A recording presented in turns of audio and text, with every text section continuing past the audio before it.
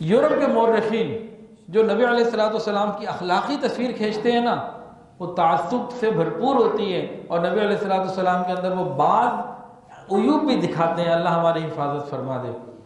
اور جو لوگ صرف مغرب کی چیزوں کو پڑھتے ہیں وہ پھر دین کو صحیح سمجھ نہیں سکتے۔ بہت سارے معاملات ہیں۔ یاد رکھیے، مسلمانوں کے اس فخر کا، اس دعوے کا قیامت تک کوئی چیلنج ہو ہی نہیں سکتا کہ جس نے اپنے پیغمبر حضرت محمد مصطفیٰ احمد مجتبیٰ سرکار دو عالم صلی اللہ علیہ وسلم کے حالات واقعات کا ایک ایک حرف محفوظ رکھا، ایک ایک حرف محفوظ رکھا۔ میں جملہ نہیں بول رہا، میں کتاب میں نہیں بول رہا، ایک ایک حرف محفوظ رکھا۔ حرف کے تو بڑی بات ہے، آپ کا انداز بھی محفوظ رکھا۔ کیوں؟ ان کو نبی علیہ السلام سے سچی محبت تھی۔ آج ہمارے اندر یہ محبت پیدا ہو جائے، پھر کسی کو کہنے کی ضرورت نہیں کہ نماز پابندی سے پڑھو، سر کو ڈھکو، چہرے کو سنت کے مطابق بنا لو، کسی کو کہنے کی ضرورت نہیں۔ لیکن آج ہمارے اندر نبی کی محبت موجود نہیں، جتنی ہونی چاہیے اتنی نہیں ہے۔ ویسے تو ہے، اس لیے تو آئے بیٹھے، لیکن کمی ہے بہت۔ صحابہ کو کتنی محبت تھی؟ ایک واقعہ سنیے۔ 9 ہجری میں جب حضرت ابوبکر صدیق رضی اللہ تعالی عنہ کو بھیجا گیا، پہلے حج کے سرکاری حج کے طور پر پہلا حج کا آپ قافلہ لے کے روانہ ہوئے، وہ روانہ ہو چکے تھے، پیچھے سے سورہ توبہ کی آیات نازل ہوئیں، ان میں کچھ اعلانات تھے۔ نبی علیہ السلام نے محسوس فرمایا کہ حج کے موقع پہ سارا عرب مکہ آتا ہے، یہاں اعلان کر دو ساری جگہ خبر پہنچ جائے گی۔ تو نبی علیہ السلام نے اپنی اونٹنی جس کا نام جدعا تھا، جس کے کان کٹے ہوئے تھے، وہ حضرت علی رضی اللہ عنہ کو دے کے بھیجی کہ جاؤ میری اونٹنی پہ سوار ہو کے جاؤ اور یہ جا کے وہاں اعلان کرو۔ اب یہ واقعہ ہوا۔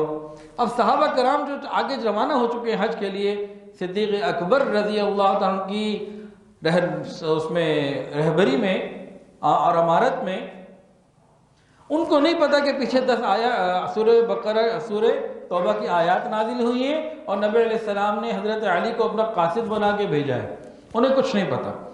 یہ قافلہ جا رہا ہے، جاتے ہوئے قافلوں کو اس اونٹنی کی آواز آئی، اس اونٹنی کی آواز سن کر صحابہ کے دل تڑپ گئے اور آنکھیں مچل گئیں کہ نبی علیہ السلام آ گئے۔ ان کے دل خوش ہو گئے، وہ سمجھے کہ شاید نبی علیہ السلام آئے، ابھی نبی علیہ السلام کو دیکھا نہیں، ابھی تو صرف اونٹنی کی آواز پیچھے سے سنی ہے۔ جن کو اتنی محبت ہو اور اتنا تعلق ہو، وہ پھر ایک ایک حرف کے اوپر پہرے کیوں نہیں دیں گے؟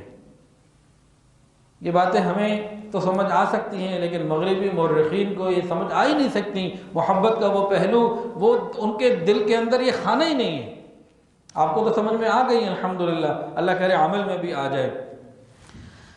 غور کیجئے، آج تک پوری کائنات میں کسی ایک شخص کے تمام حالات پوری جامعیت اور کامل احتیاط کے ساتھ قلم بند نہیں ہو سکے، نہ آج کے بعد کبھی ہو سکتے ہیں۔ آج کے اس بہترین ٹیکنالوجی کے زمانے میں بھی کسی شخص کی زندگی کے ایک ایک حرف اور ایک ایک انداز کو نقل کوئی نہیں کر سکتا۔ پوری کائنات میں صرف ایک ہستی ہے۔ کتنی اس میں احتیاط ہوئی؟ غور کیجئے، علماء نے لکھی ہے تفصیلات۔ یہ علامہ سید سلیمان ندوی رحمۃ اللہ علیہ اور علامہ شبلی نعمانی رحمۃ اللہ علیہ سیرت النبی میرے ہاتھ میں ہے، اس میں جلد 1 میں صفحہ 29 میں لکھا ہوا ہے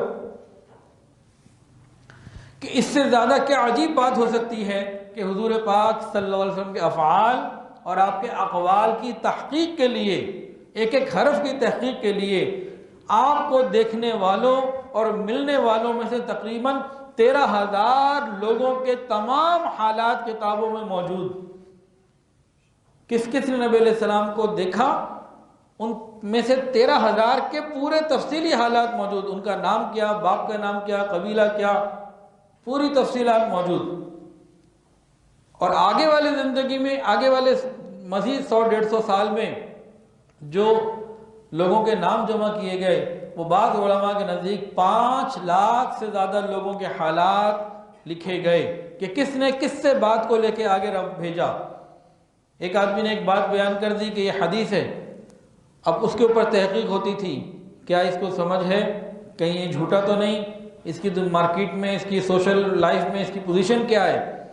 پھر اس نے کس سے سنی، پھر اس نے کس سے سنی، پھر اس نے کس سے سنی، نبی علیہ السلام تک پہنچ رہا ہے کہ نہیں پہنچ رہا، اور اس کی تائید کہاں کہاں سے ہو رہی ہے۔ اس طرح 5 لاکھ قریب لوگوں کی زندگیوں کو کتابوں میں محفوظ کیا گیا۔ محدثین کی زندگیاں لگ گئیں سچ اور جھوٹ کو صاف کرنے میں، دودھ کو دودھ، پانی کو پانی کرنے میں، ایک ایک تفصیل کو لکھا۔ دنیا میں کسی شخص کے رفقا کے اتنے نام اور حالات کہیں کوئی نہ لکھ سکا، نہ آج بھی کوئی لکھ سکتا ہے۔ تو یہ چیز بھی ہمیں ثابت کرتی ہے کہ نبی علیہ السلام کی جو حدیث ہے، جو سیرت ہے، ایک ایک حرف محفوظ ہے، اور جس طرح اس میں لکھا تھا کہ جس طرح کسی نے نبی علیہ السلام کو پہلے پایا، آج بھی کتابوں کے ذریعے پا سکتا ہے، ایک ایک بات ملتی ہے۔